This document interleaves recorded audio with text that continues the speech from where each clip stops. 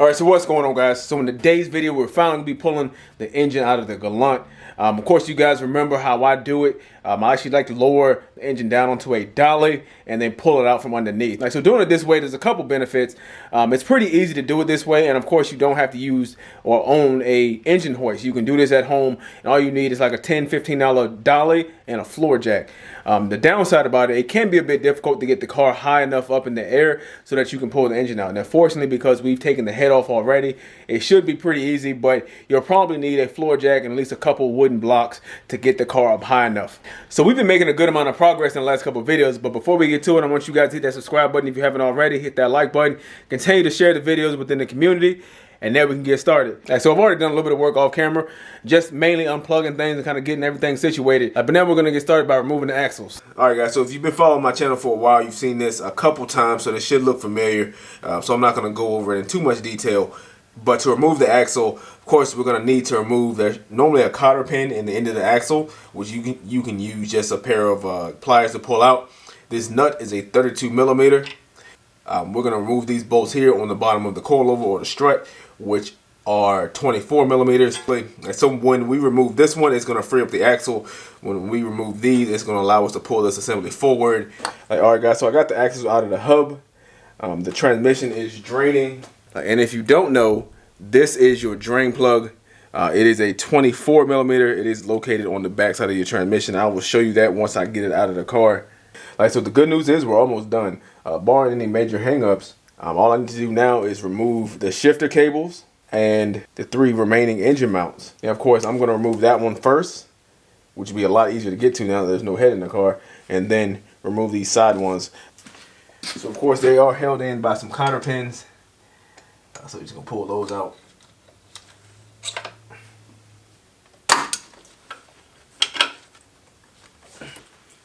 Alright, so the shifter cables are out.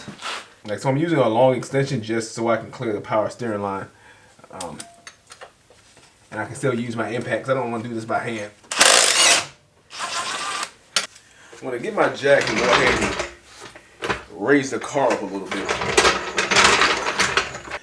So this is where this method of using a dolly gets tricky. Because right now, I've removed the jacks from under the car. And I'm actually going to set the frame of the car on the ground or close to it. Let me give you guys a better look at what I'm doing. So like I said, I've removed the jack stands, and right now the whole car is being supported by the floor jack. I'm going to slide my dolly. This is what I'm using for a dolly. I've kind of just acquired this over time, so I've had this in the corner for a while. So I don't know where you can get one from, but it's pretty much a dolly. It's just a metal frame with 4 wheels. Anyway, so I'm going to slide this underneath of the block. And fortunately, this one works out well. And part of the reason why you want to put the jack so far over is because it's going to allow you space to put your dolly underneath of the engine. So it is close to where I need it. I know, of course, you saw it has 4 posts on it, so I'm just going to center the engine between those 4 posts. So I'm going to lower the car so that the engine is almost sitting on that dolly.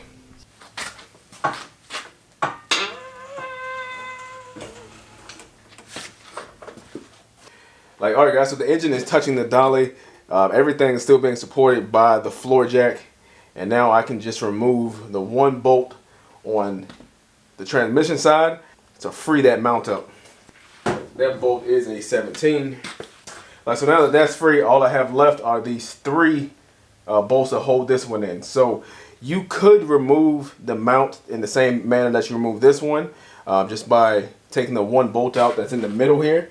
But because I don't want it to get hung up and I want the engine to go straight down, I'm actually going to remove these 3 that are on top here.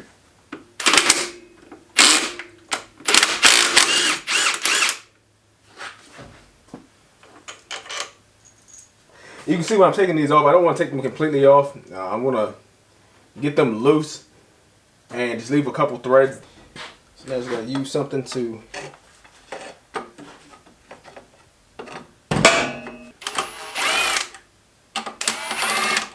so the engine should be sitting on the dolly.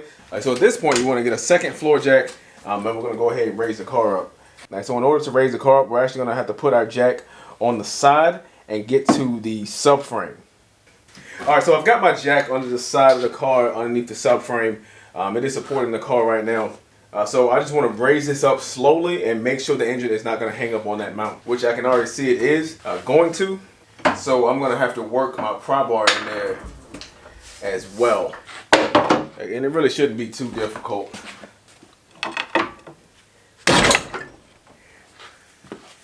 All right, so there we go. So now if we look, the engine is completely free. Now it looks like it is going to hit the subframe when I go to jack the car up, so I'm going to need to move the engine forward as I slide the engine up.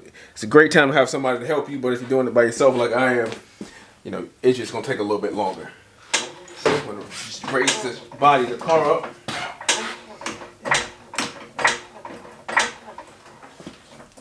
All right, so you want to have a pry bar or use the end of your jack handle, something, so that you're not having to put your hand in here. Alright, so you guys saw that took a little bit of persuasion again, as always. So in hindsight, I should have just done it how I normally do it, which is remove the battery tray, and then remove the mount from the transmission, and then leave the mount hanging in the car. I wanted to try to do it a different way. Wasn't worth it.